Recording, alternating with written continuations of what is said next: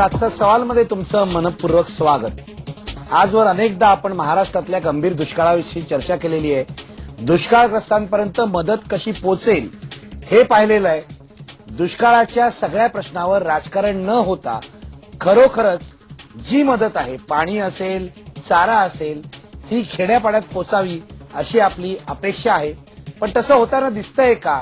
नेमकं काय होतंय? का सरकार काही गोष्टी करतंय आणि प्रत्यक्ष मैदानामध्ये त्या अंमलात येत नाहीये? माझा आजचा प्रश्न आहे, जो विरोधकांनी आरोप केलाय सरकारवर की दुष्काळग्रस्तांना जी मदत दिली जाते ती अत्यंत तुटपुंजी आहे, केंद्र सरकारकडून सुद्धा पुरेशी मदत मिळालेली नाहीये असं विरोधक म्हणतायत. गेले 2 दिवस विधिमंडळात यावर चर्चा झालेली आहे. आज मुख्यमंत्र्यांनी सविस्तर उत्तर दिलेलं आहे, अनेक योजना जाहीर केलेल्या आहेत.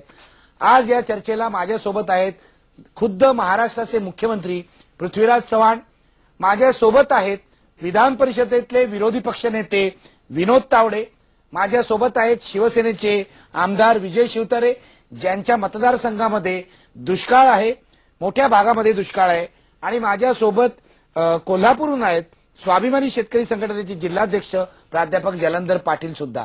पण मी सुरुवात करणार आहे विरोधी पक्षांपासून. विनोद तावडे, आपण विरोधी पक्षनेते आहात.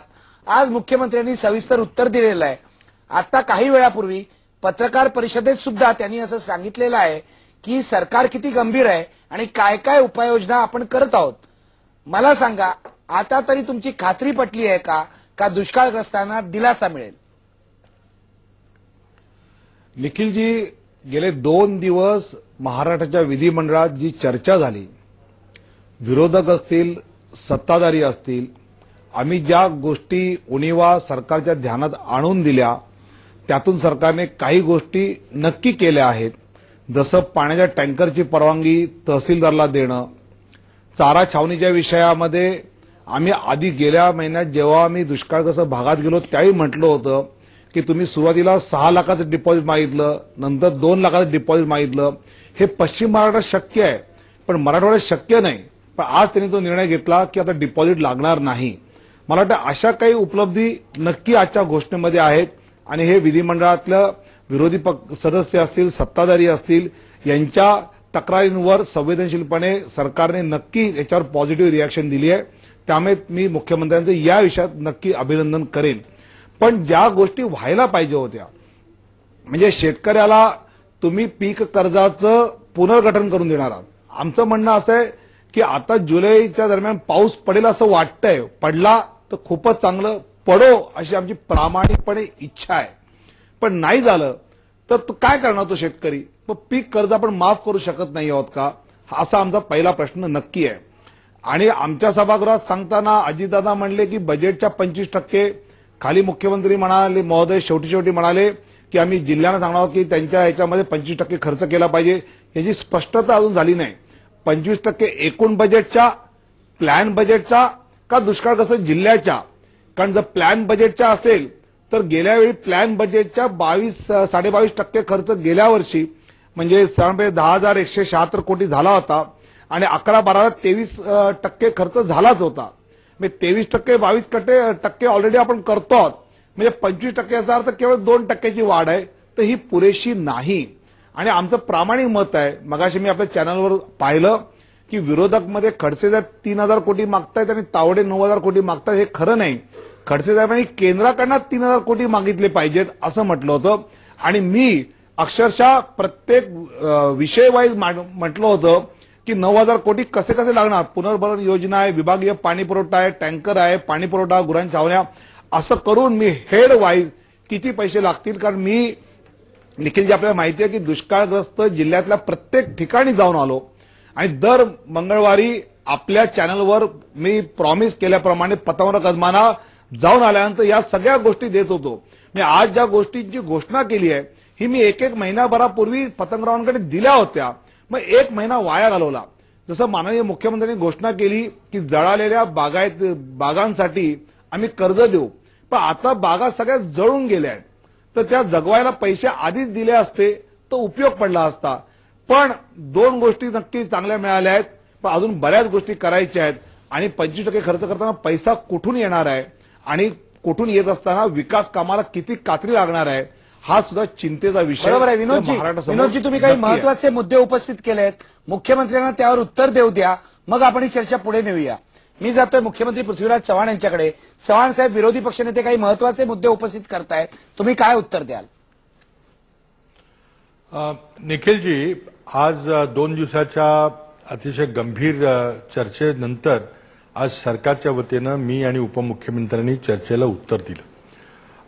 चर्चेमध्ये आम्ही मागे घेतलेल्या निर्णयांचा आढावा घेतला आणि आज नवीन निर्णय जे जाहीर केले त्याची सर्व माहिती दिली. आजच सुदैवानं केंद्र सरकारनं महाराष्ट्राच्या रबीच्या अडचणीबद्दलचं निवेदन जे आम्ही केलं होतं त्याच्यावर निर्णय घेतला आणि 1200 कोटी रुपयाचं पॅकेज दिलेलं आहे. त्यातले काही पैसे शेतकऱ्यांना नुकसान भरपाई करता मिळतील, काही पैसे राज्य सरकारला परतावा म्हणून मिळतील जे आम्ही खर्च केलेले आहेत. आज माझ्यापुढे सर्वात गंभीर प्रश्न जो आहे तो पिण्याच्या पाण्याचा टंचाईचा. आज बरेचसे जलाशय कोरडे पडलेले आहेत.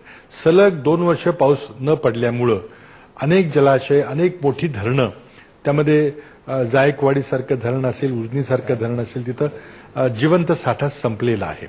आपण सोलापूर सारख्या ठिकाणी दक्षिण महाराष्ट्रामध्ये किंवा जायकवाडी धरणातून मराठवाड्यामध्ये जे पाणी आपण नेहमी गृहीत धरतो ते पाणी आज उपलब्ध नाही आणि त्यामुळं अनेक ठिकाणी टँकरनी पाणी पुरवठा करावा लागतोय. गेल्या वर्षी या वेळेला 200-250 टँकर होते, आज जवळजवळ 2400 टँकर्स आहेत.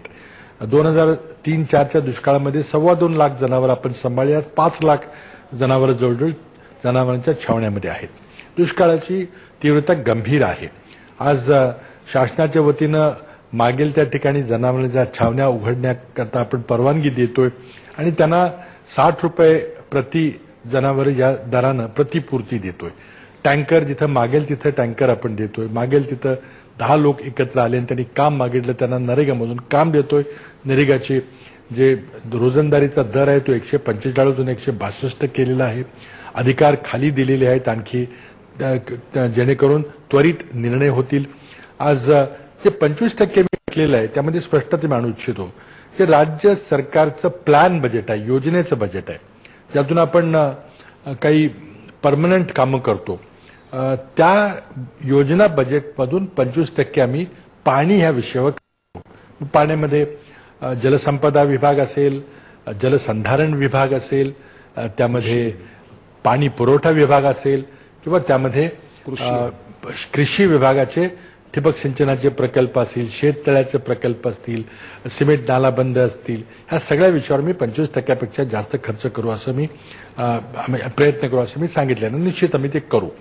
अर्थात धरणाची कामं असतील, सिंचनाची कामं असतील, ते आपण प्लॅन बजेटमध्ये धरतो, योजना बजेटमध्ये धरतो आणि एक फोकस्ड लक्ष देऊन असं लक्ष केंद्रित करून असा फोकस्ड कार्यक्रम आपण जर केला तर माझी प्राथमिकता जी आहे त्या मंजूर झालेल्या सिंचन योजना आहेत त्यातले जे काही टप्पे आहेत त्यातले काही अंश आहेत की जे अंश पूर्ण करण्यामध्ये आणि जे वर्षभराच्या आत पूर्ण होतील, लवकर पूर्ण होतील, 20, 25, 30, 40 कोटी रुपयाचे कालवे असतील किंवा काही पंपिंग हाऊस असतील, हे जर काम केली तर ज्या गावांना आज टँकरनं पाणी पुरवठा होतं तिथं पाणी येऊन पोचेल. आता ते सगळे प्रकल्प मान्य प्रकल्पाचाच एक भाग असतील. अशा प्रकारची मी 2270 कोटीची योजना केंद्र सरकारला दिलेली आहे. केंद्र सरकारनं मान्य केली तर ठीक आहे, नंतर आम्ही आमच्या बजेट जलसंपदेच्या बजेटमध्ये आम्ही त्याचा अंतर्भाव करू आणि हे जे प्रकल्प असतील ते महाराष्ट्राच्या सर्व भागातील असतील आणि राज्यपालांचा घटनात्मक जो अधिकार आहे त्या अधिकारामध्ये जी वाटणी होती त्या वाटणीच्या अधीन राहून हे असेल. त्याचबरोबर मला वाटतं जे सिमेंट नाला बंधाऱ्याचा आम्ही कार्यक्रम घेतलेला आहे तो एक मला वाटतं क्रांतिकारक कार्यक्रमच ठरेल. पूर्वी काही नवीन कल्पना असं नाहीये, पूर्वी अवलंबलेली गेलेली आहे, पण आता मी पुनर्जीवन केलेलं आहे आणि जिथं जिथं आम्ही सिमेंट नाला बंद सिरियल साखळी बंधारे बांधलेली आहेत आणि तिथं पाऊस पडलेला आहे त्यानंतर तिथं अतिशय चांगला अनुभव आहे. आता आम्ही जे 150 कोटीचा कार्यक्रम गेल्या वर्षी केला त्यातून 1600 बंधारे झालेले आहेत. तो तिप्पटाने कार्यक्रम पुढच्या वर्षी वाढवणार आहे. त्याचबरोबर शेततळी, त्याचं अस्थिरीकरणाला सबसिडी, जळलेल्या फळबागांना पुन्हा लावण्याकरता नरेगामधून मदत किंवा ज्या बागा अजून जळलेल्या नसतील त्यांना जिवंत ठेवण्याकरता 30,000 रुपयाचं अनुदान, अनेक गोष्टी आज आम्ही जाहीर केलेल्या आहेत. पण मला एवढं सांगायचं आहे की निश्चितपणे या बदल जे होत आहेत हवामानामध्ये ते कदाचित क्लायमेट चेंजमुळे होत आहेत, काही माहिती नाही. पुढच्या वर्षीही जर अशाच प्रकारे पाऊस कमी पडला या भागामध्ये, सह्याद्रीच्या पर्जन्य छायेमधले असलेल्या तालुक्यामध्ये जर पाऊस कमी पडला तर एक बिकट परिस्थिती होईल आणि त्या परिस्थितीचा सामना होण्याकरता आम्ही काही निर्णय घेतलेले आहेत. काही निर्णय जे घेतले, उस्मानाबाद सारख्या शहराला 51 कोटी रुपये दिले आणि नळ पाणी पुरवठा योजना पूर्ण होत आलेली आहे. जालनाला मी 28 कोटी रुपये दिले, तिथली नळ पाणी पुरवठा धरणातून पाणी आणण्याची योजना पूर्ण होते. मग लातूरचे पैसे असतील. आम्ही आणखीन एक निर्णय घेतलाय की ज्या रिजनल पाईप वॉटर स्कीम्स आहेत, प्रादेशिक नळ पाणी पुरवठा योजना आहेत, त्यांचं देखील विजेचं बिल आम्ही 2/3 हे शासनाच्या माध्यमातून भरणार आहे. फक्त 1/3 त्या गावांना आम्ही घेणार आहे. जवळजवळ 2400 गावं आणि वाड्या आणि 140 योजनांना हा आजच्या निर्णयामुळे लाभ मिळणार आहे. त्याचबरोबर जर ग्रामपंचायती, विकास सोसायट्या किंवा एपीएमसी पुढे आल्या तर त्यांनाही आम्ही जनावरांच्या चावण्या उघडण्याची परवानगी देणार आहे. डिपॉझिट आम्ही 5 लाख घेतलं होतं ते आम्ही 0 करून टाकलेलं आहे आणि जो पुढे येईल जनावरांच्या छावण्या चालवण्याकरता त्याला आम्ही मंजुरी देऊ. कारण आज जनावरं वाचवणं हे आमचं महत्वाचं आमच्या समोरचं काम आहे. पाणी पुरवायचं काम महत्वाचं आहे आणि त्यापेक्षा महत्वाची गोष्ट म्हणजे प्रत्येक जिल्हाधिकाऱ्याला, जे 15 जिल्ह्यामध्ये दुष्काळ सदृश टंचाईची जी परिस्थिती आहे त्या 15 जिल्ह्यांच्या जिल्हाधिकाऱ्यांना एक मास्टर प्लॅन किंवा एक इमर्जन्सी प्लॅन करण्याचे आम्ही आदेश दिलेले आहेत की प्रत्येक गावामध्ये, प्रत्येक नगरपालिकेमध्ये, प्रत्येक महानगरपालिकेमध्ये पाण्याचा आजचा सोर्स काय आहे, तो जर सोर्स संपला तर मग दुसरा सोर्स कुठला आहे आणि तो दुसराही संपला तर तिसरा सोर्स कुठून असेल, अशा प्रकारचं डीप कंटिंजन्सी प्लॅन आम्ही केलेलं आहे. आणि माझं समाधान झालेलं आहे की जरी आत्ताचे जरी सोर्स किंवा उद्भव आटले किंवा सुकले किंवा त्यांचं बाष्पीकरण झालं किंवा पाणी संपलं तरी त्यानंतर आम्हाला दुसरे आम्ही जे सोर्स आहेत कदाचित ते थोडे लांब असतील, कदाचित त्याचा खर्च थोडा वाढेल, पण आम्ही तिथं पाणी आणून देऊ. आणि टँकर असेल, नळ पाणी पुरवठ्याची दुरुस्ती असेल, प्रादेशिक नळ पाणी पुरवठा योजना असतील, कुठल्याही प्रकारे पाणी आम्ही पोचू, पाणी कमी पडू देणार नाही. अर्थात पाणी हे 50 लिटर प्रति माणसे कदाचित मिळणार नाही, त्या टंचाईमध्ये आपण 20 लिटरपर्यंत पाणी देतो. पण आज माणसाला, जनावरांना आणि राहण्याकरता जेवढं आवश्यक पाणी असेल ते आम्ही निश्चित देऊ. किती खर्च झाला तरी जी केंद्र सरकारची मदत मिळेल ते अर्थात आम्ही स्वीकारू, पण आमचा किती खर्च झाला तरी दुष्काळाला मी अगदी निर्धारानं सामोरं जाणार आहे आणि कमीत कमी त्रास होईल, त्रास होणारच पण कमीत कमी त्रास होईल याचा मी प्रयत्न करू. चव्हाण साहेब, तुम्ही एक कमिटमेंट व्यक्त केलेली आहे